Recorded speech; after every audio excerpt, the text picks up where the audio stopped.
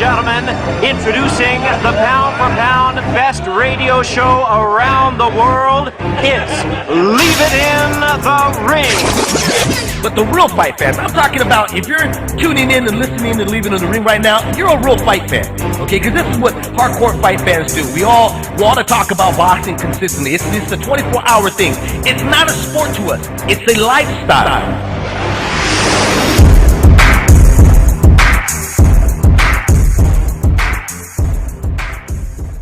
You guys have been doing this for so long, but David was doing podcasts before podcasts were called podcasts.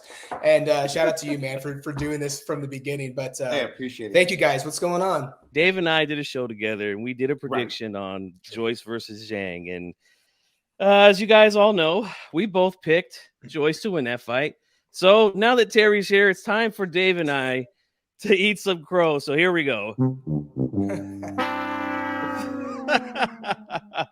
All right, I'm glad we got that out the way. In my defense, though, I was influenced by G. You know, he really put the gun to my head, and I was like, I can't do that to Terry. You're like, no, you're gonna do it.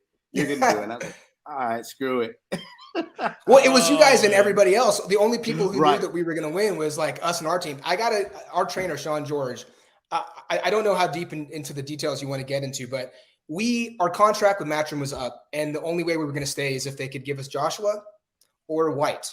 And both of those guys clearly just didn't want to fight us. So I went to London in October, and I met with the Warrens in Queensberry, and they said, we're looking for a matchup for Joy Joyce and Daniel Dubois. Like, what do you feel? And I'm thinking, Dubois is a good option. I go back to the U.S., meet with our team. Sean George says, hey, it's Joyce. I'm like, come again? Because I'm a fan of Joyce. I mean, everybody, no one, and I'm like, you know what? He broke it down for me. It was the matches make, styles make fights. Right. And he was on the money about it. After I needed about 2 minutes of convincing after he broke it down. And look, he was absolutely right. We had a great camp. We had great sparring. We're even having a better camp now for the rematch, but I'm sure we'll get into all that stuff. Yeah, man. So, all right, let's get into this thing, man. Rumors were swirling around the boxing world just a few months ago, or I should say, when was it? About a month or so ago. Yeah, when we were hearing, when we were hearing that it was all but done for your man, the Big Bang, Zhang Zhang, to take on Tyson, the Gypsy King Fury, at Wembley Stadium, and then somebody activated a rematch clause. So, Terry, I want you to break it down for us and for the fans watching. What went on during those negotiations, and how did you guys end up with going back into the rematch with Joyce? Well, I can confirm that. Actually, Frank Warren said that last week or 2 weeks ago, that the fight was pretty much made very shortly after the win. We just kind of went right into like, hey guys, the way you guys won was very impressive. I think we can make a fight with Fury. We're with the same promoter now. At the time, though, it was a little bit of a triangle here because Ruiz was also trying to get the Fury fight. I don't know if you remember that. And actually, during that time is when all those allegations came out from his ex-girlfriend, and he was asking for a crazy amount of money.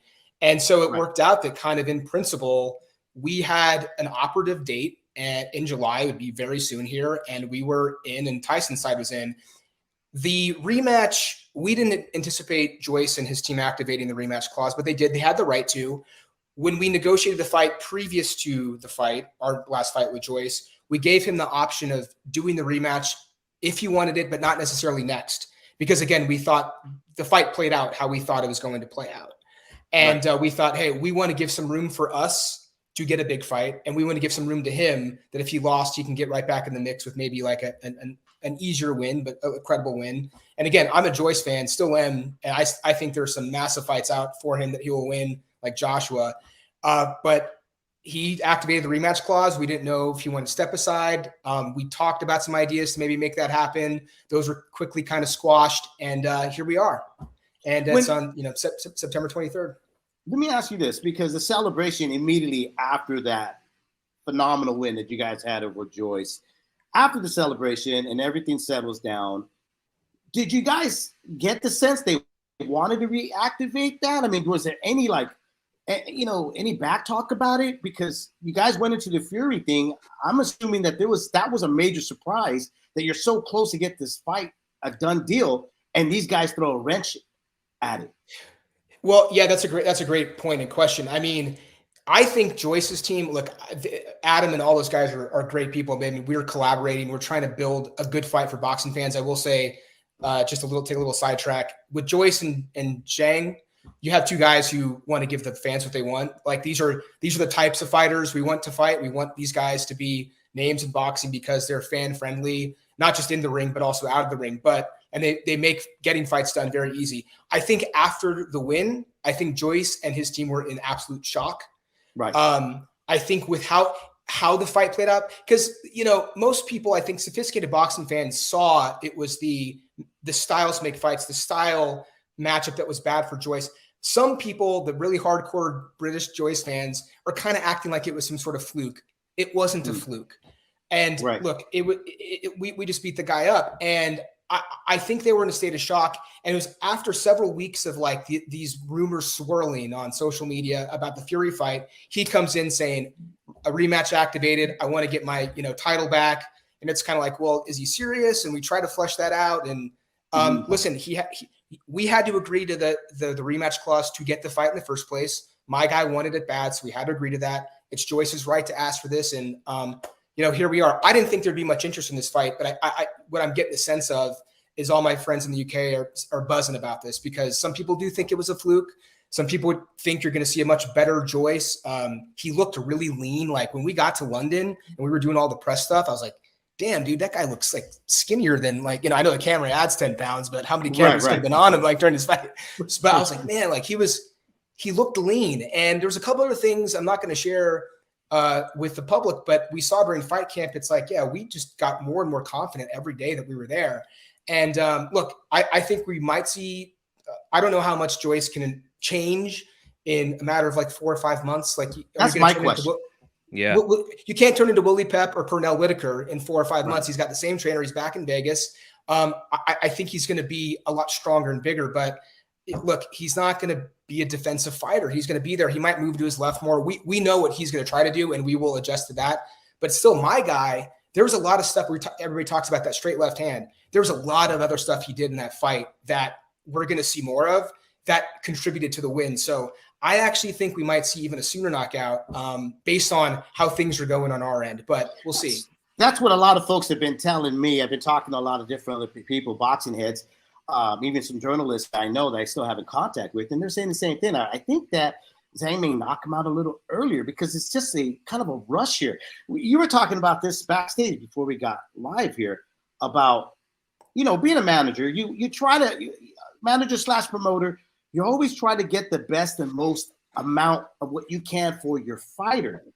And it's troubling that they immediately went into this rematch kind of based on emotions. Am I wrong about that? To me, it was just more emotions rather than being strategic with this decision. First of all, I agree with you 100%. I think the promoter wanted to make the Fury fight. I think let's take a step back and forget us and Fury. I think that the promoter and the other people around Joyce thought it was in his best interest to go in a different direction than in the rematch because he has some massive fights there in the UK. I mean, the scene there is insane. If you can somehow get a Joshua fight, I mean, even a Dillian White fight. I mean, these fights are like stadium fights, maybe. I mean, these are huge events, big paydays for him.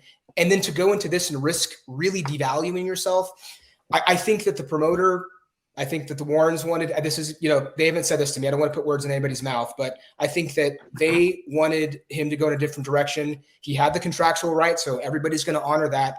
I think his team is being a little emotional and a little, look, we were 6-1 underdogs going into that fight. Everybody over there thought we were just, like it was, the BBC, like the news station there. I have a friend who was like, they have like a boxing podcast too, right? They had a preview of the fight. I'm not kidding you. They didn't mention Jalay's name. It was as if like Joyce was going to go into the ring and just like shadow box, like in a corner or something like that. They didn't even name our fighter. This was not supposed to happen. So I think they're still blinded by this perception that like Joyce, he's a tough guy, man. That's a guy who went in the foxhole with me any day. But it's just a terrible style matchup for him. I think they made the wrong decision here. And you kind of have to be careful with what you ask for. I'm a Joyce fan, and everybody talks about Joy's age. He just turned 40. Joyce is going to turn 38 in I think September and October. He's no spring chicken either. Right. So it's like they could have gotten a win, gotten back on track, saw all these other heavyweight fights happen, see what comes out in the wash, and then reassess and see what you want to do. And if you still want to come back to us, we left that open because that was in our contract that it was if it 2 or 3 fights, he could have activated the rematch. He didn't have to go into it right away. So we left that open for him out there, but here we are, so yeah. going back there. I agree with you, Terry. It's going to be hard for him to make some serious adjustments going into this next fight in just one training camp. It's either going to be one or two things. Either he's going to try to be like, Fred Astaire in the ring and start dancing around or something, which that I don't think that's happening. Or he's going to come like right at us and try to hurt us. We're prepared for all of that. I think you're going to actually see better Joy as well. But I think the fight is going to play out more or less the same way. Look, it's heavyweight boxing. Anything can happen. I'm not going to be cocky. I don't want to I don't want to come off wrong here. Anything can happen. I've grown up around the sport my entire life. Crazy things happen. You have injuries, broken hands, headbutts, all sorts of things.